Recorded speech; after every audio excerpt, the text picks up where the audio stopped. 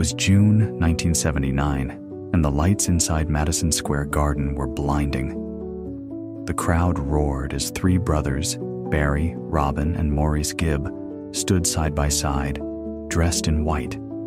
The disco ball above them turned slowly, scattering 1,000 points of light across the sea of faces below. The first notes of "Stayin' Alive" echoed through the speakers, and the audience erupted. It was the sound of an era. The Bee Gees weren't just performing that night, they were defining the rhythm of a decade. But behind the glamour and the flashing lights, something darker lingered in the background. For the brothers who made the world dance, tragedy was never far behind. It's hard to imagine a world without their music. Songs like "How Deep Is Your Love," "Night Fever," and "To Love Somebody" became the soundtrack of generations. Their harmonies were unmatched, their melodies timeless. Yet, for all their fame and success, the Bee Gees' story is one of heartbreak, loss, and resilience, because while the world saw their smiles behind closed doors, the brothers were often fighting against pain, personal, emotional, and sometimes unbearable. But before the fame, before the disco lights, before they were the kings of the dance floor, the Gibb brothers were just three boys growing up in a small corner of the world, dreaming of something bigger. Barry Allen Crompton. Gibb was born on September 1st, 1946, on the Isle of Man. His twin brothers, Robin and Maurice, arrived 3 years later on December 22nd, 1949. Their father, Hugh Gibb, was a band leader, a musician who knew the thrill and struggle of performing. Their mother, Barbara, kept the family grounded. From an early age, music was the heartbeat of their home. Hugh would often sing or play instruments, and soon the boys joined in, their young voices already blending in perfect harmony. When Barry was around 9, the family moved to Manchester, England, where post-war life was tough but full of dreams. The city streets were their playground, and music became their escape. Barry started writing songs, while Robin and Maurice learned how to harmonize around him. They were inseparable, three brothers united by sound.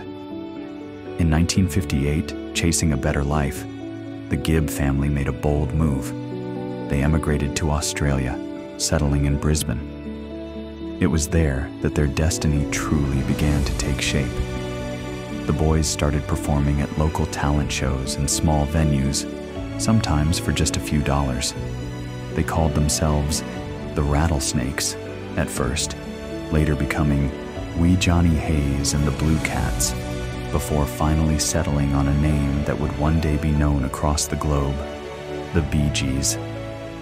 The name came from a combination of Brothers Gibb, a simple yet fitting tribute to their bond.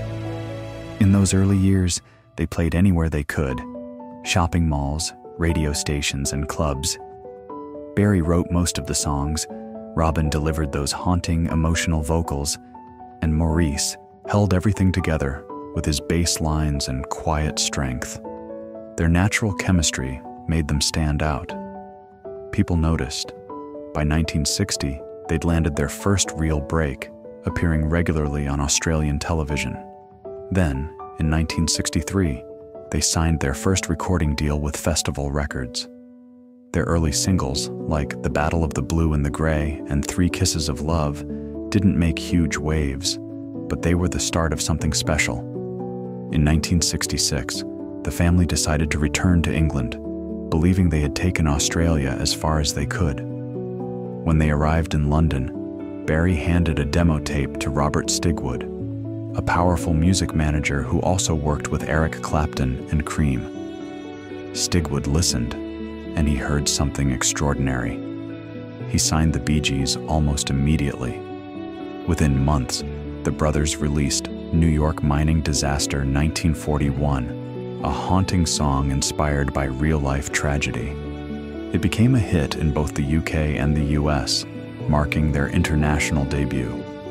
Soon after came To Love Somebody, a soulful masterpiece that revealed Barry's gift for melody and Robin's distinct emotional voice. Then came Massachusetts, which reached #1 in the UK. The Bee Gees were no longer just another band. They were a global sensation. Their sound was different. While other groups of the 1960s rode the wave of rock and psychedelia, the Bee Gees built their identity around harmonies, emotion, and storytelling. Their music carried both melancholy and beauty, the bittersweet essence that would become their trademark. By 1969, they had already sold millions of records, but fame began to test their bond. Robin, often feeling overshadowed by Barry's leadership, left the group for a short time. He released solo material, including Saved by the Bell, which became a hit on its own. For a moment, it seemed the Bee Gees might be finished, but deep down, they knew they were stronger together. In 1970, they reunited and released Lonely Days, followed by How Can You Mend a Broken Heart? The latter became their first #1 hit in the United States. The Bee Gees were back and stronger than ever. As the 1970s unfolded, their sound began to change. The world was moving toward new rhythms: R&B, funk, and disco. The Bee Gees, always masters of reinvention, adapted beautifully. They began experimenting with falsetto vocals, lush string arrangements, and infectious grooves. It was Barry who first developed that iconic falsetto sound, inspired by soul artists of the time. It gave their music a fresh energy and a new identity. In 1975, they released Main Course, featuring the hit Jive Talkin'. It was a turning point. The song topped charts worldwide, and suddenly, the Bee Gees were not just pop stars, they were pioneers of a new sound. Then came Nights on Broadway, You Should Be Dancing, and the defining moment of their career, Saturday Night Fever. Released in 1977, the film's soundtrack became one of the best-selling albums of all time. With songs like Stayin' Alive, Night Fever, and More Than a Woman, the Bee Gees captured the heartbeat of the disco era.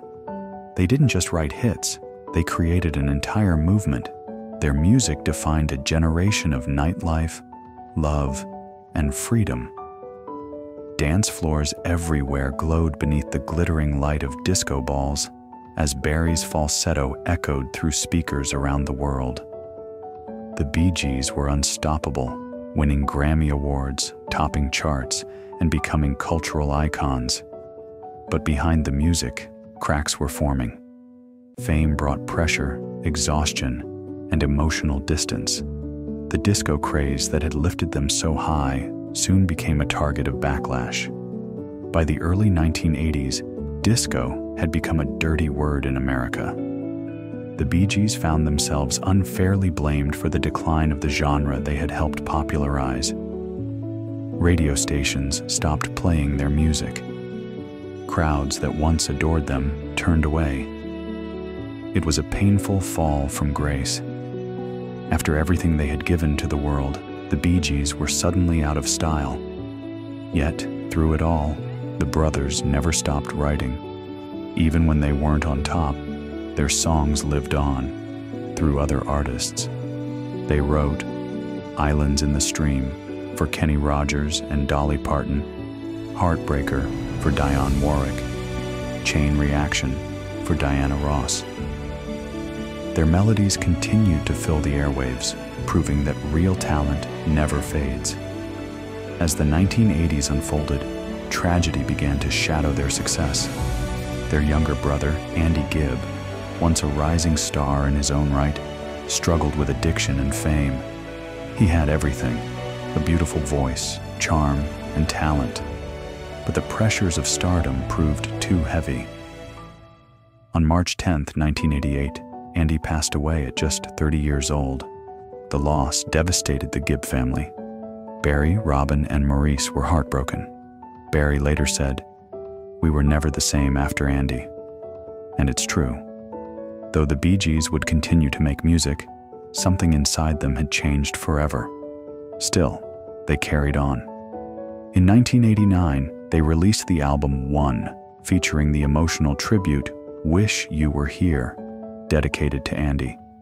It was a reminder that their greatest strength was always in how they turned pain into melody. Their voices grew older, but their harmony never wavered. Even in the 1990s, when the world's music tastes shifted again, the Bee Gees remained respected as legends. They were inducted into the Rock and Roll Hall of Fame in 1997, a fitting tribute to their contribution to music history. But tragedy struck again in 2003, when Maurice, the quiet anchor of the group, passed away unexpectedly due to complications from surgery. He was just 53. For Barry and Robin, losing Maurice felt like losing the heart of the Bee Gees. Without him, they couldn't bear to continue. The Bee Gees were no more. Barry and Robin both pursued solo work, but their connection, both musical and emotional, was irreplaceable. They had spent a lifetime creating together, bound by love and melody. The loss of Maurice, followed years later by Robin's passing in 2012, left Barry as the last surviving brother. When Barry performed To Love Somebody alone years later, his voice cracked with emotion. The world saw not just a legend, but a man who had lost nearly everything: his brothers, his band, and his lifelong partners in song. Yet still, his voice carried the same warmth that had once made the world dance. And even now, decades after their rise, the Bee Gees' legacy continues to shine. Their music has outlived the disco lights, the headlines, and the heartbreak. Because at its core, their story was never just about fame, it was about family. They taught us that from tragedy can come beauty, from loss can come love, and that sometimes the songs that make us dance are born from the deepest pain. After the death of Andy Gibb in 1988, the Bee Gees' story entered one of its most difficult chapters. The brothers had faced career ups and downs before, but nothing could compare to the emotional weight of losing the youngest of them, their baby brother. Andy had been just 30 years old.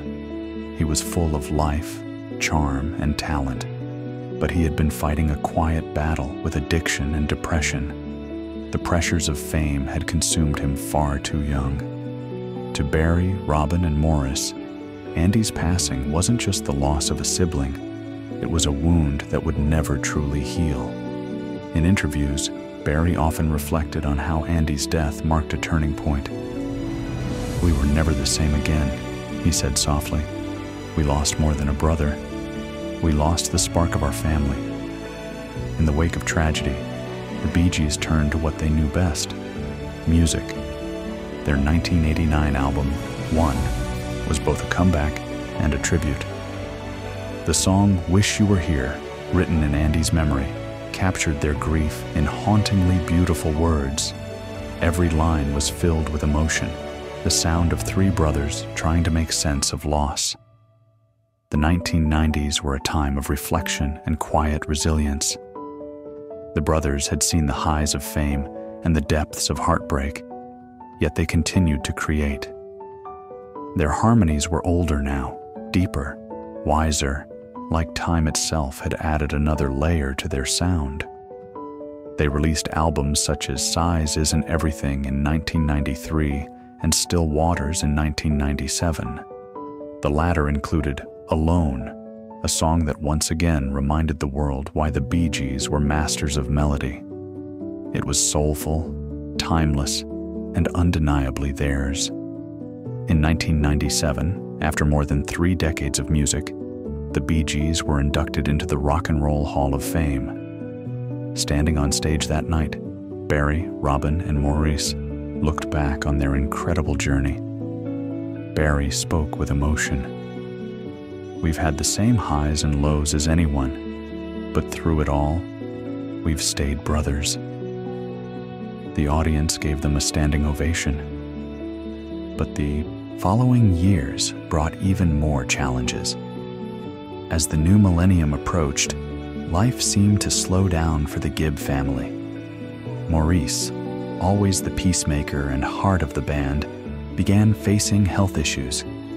He had always been the one who held his brothers together, the quiet strength behind the scenes. But in January 2003, tragedy struck again. Maurice died suddenly at age 53 due to complications from a twisted intestine. It was a devastating blow. Barry and Robin were shattered. The thought of continuing as the Bee Gees without Maurice was unimaginable. They decided to retire the name permanently. Barry once said, "When Mo passed, it wasn't just losing a brother. It was losing the glue that held everything together." For the first time in decades, the music stopped. Robin and Barry both turned to solo projects. Barry worked quietly on writing and producing, while Robin released solo albums and occasionally performed. But every performance, every lyric carried a shadow, the memory of the harmonies that once filled the world. The loss of Maurice brought the family closer in some ways, but it also left a silence that could never be filled. Barry struggled deeply, often saying that he found it hard to even pick up a guitar for months after Maurice's passing. And then, in 2012, the world lost Robin Gibb as well. After battling illness for years, Robin passed away at age 62. With that, the last harmony of the Bee Gees was broken. Barry became the last surviving Gibb brother, the man who had once stood on stage beside his siblings, now left to carry their legacy alone. In one interview, Barry said quietly, "I'd rather have them all here, and no hits at all." It was a line that pierced the hearts of fans everywhere. Still, Barry found a way to keep their memory alive. He performed tribute shows, released solo work, and continued to share the Bee Gees' music with new generations. In 2017, he performed "To Love Somebody" and "Stayin' Alive" at Glastonbury Festival, one man carrying the sound of four. As the years passed, appreciation for the Bee Gees only grew stronger. The world had changed, but their songs never faded. "Stayin' Alive" became an anthem of endurance. "How Deep Is Your Love," a timeless expression of devotion, and "Words," a reminder of the simplicity and power of love itself. Their story is filled with contrast, joy and heartbreak, laughter and loss. They had the rare gift of turning their pain into beauty, of transforming personal sorrow into songs that made millions of people happy. Their voices blended so perfectly because, at their core, they were family, three brothers who shared not just blood, but an unspoken understanding of one another's souls. When Barry performs today, there's a quiet melancholy in his voice, a lifetime of memories behind every note. Sometimes he glances upward mid-song, as if searching for the harmonies that once surrounded him. You can almost hear them, faint, distant, eternal. Because though time took the brothers one by one, their music never left. The Bee Gees continue to live wherever their songs are played, in the glow of a disco ball, in the hum of an old record player, in the hearts of those who grew up with their melodies. And when you listen to their songs now, you can feel both the light and the shadow, the joy that made the world dance, and the sorrow that followed them through it all. The Bee Gees were more than just a band. They were a story, one of family, resilience, love, and loss. A reminder that even the brightest lights can flicker too soon. And yet, through it all, the music remains, still dancing, still shining, still alive. In the years following Robin's passing, Barry Gibb found himself in a strange place, surrounded by the echoes of his past. The voices of his brothers were everywhere, in the records, in the old tapes, in the melodies that never stopped playing in his mind. He once said, "When I walk on stage, I still hear them. I still feel like they're here with me." That's the thing about music. It never truly dies. And for the Bee Gees, it became the eternal link between life and memory. Barry continued performing, often dedicating songs to Robin, Maurice, and Andy. At every concert, when the first notes of "To Love Somebody" or "How Deep Is Your Love" played, you could feel something in the air, a quiet respect, almost like the audience knew they were witnessing more than a performance. They were witnessing survival. The Bee Gees' story became one of both triumph and tragedy, a bittersweet reminder that even the brightest stars can live under a shadow. But their music was pure light. In 2017, Barry received a knighthood, Sir Barry Gibb. When asked what it meant to him, he said humbly, "It's for my brothers. It's theirs, as much as it is mine." That sentence summed up everything about who the Bee Gees were. Success meant nothing without family. Their influence stretched across generations and genres. From pop to soul, from disco to rock, everyone, from Michael Jackson to Coldplay to Justin Timberlake, drew inspiration from the Bee Gees' harmonies, their storytelling, their magic. Their songs became timeless. Night Fever, Tragedy, Stayin' Alive, Too Much Heaven, Massachusetts, and Words. Each track was a chapter in their story, filled with emotion and heart. Even today, their music is streamed millions of times a month. Young listeners who weren't even born during the disco era still find themselves mesmerized by that unmistakable sound, the falsetto, the rhythm, the soul. And then came the documentaries. How Can You Mend a Broken Heart? In 2020, perhaps the most emotional of them all. Barry sat alone on camera, reflecting on a lifetime of both beauty and heartbreak. He spoke softly about the moments that shaped them, the laughter they shared, and the silence that followed. You could see it in his eyes, pride and pain forever intertwined. He said, "If I had to choose between fame and my brothers, I'd choose them every time." That line captured everything the Bee Gees were about. They weren't just a band, they were a bond. And perhaps that's why their music endures, because it wasn't made from ego or image. It came from love, from three brothers who poured their souls into every note, who turned pain into melody and tragedy into harmony. When you listen to How Deep Is Your Love, you can feel their connection. When you hear Stayin' Alive, you can sense their resilience. And when you play Words, you understand how fragile and powerful love can be. Time moves on, the world changes, but their legacy stands still. Every wedding, every dance floor, every car ride with the radio on, somewhere, somehow, a Bee Gees song plays. And when it does, the brothers are together again. Barry once said in a quiet moment, "I talk to them sometimes. I tell them I miss them. I thank them for the life we had, because even though I'm the only one left, we'll always be together, in the music." The Bee Gees began as a family dream, three boys singing in harmony, hoping to be heard. They ended as one of the most legendary acts in music history, but their true achievement wasn't fame or awards. It was love, love for music, love for each other, love that still echoes through every note they ever sang.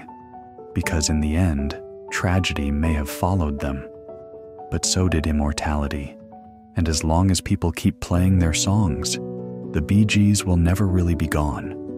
Their music will keep the world dancing, their voices will keep the world believing, and their legacy will keep the world alive forever.